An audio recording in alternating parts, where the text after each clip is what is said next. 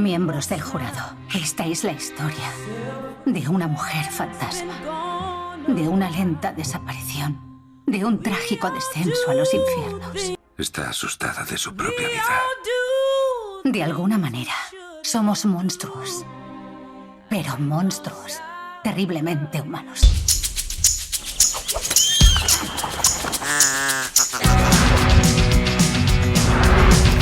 ¡Wow!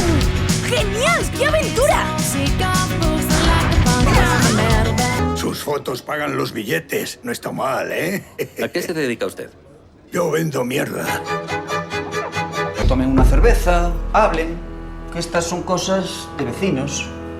Que te vieron con una cámara. Estabas grabando, ¿verdad? ¿Verdad que me estabas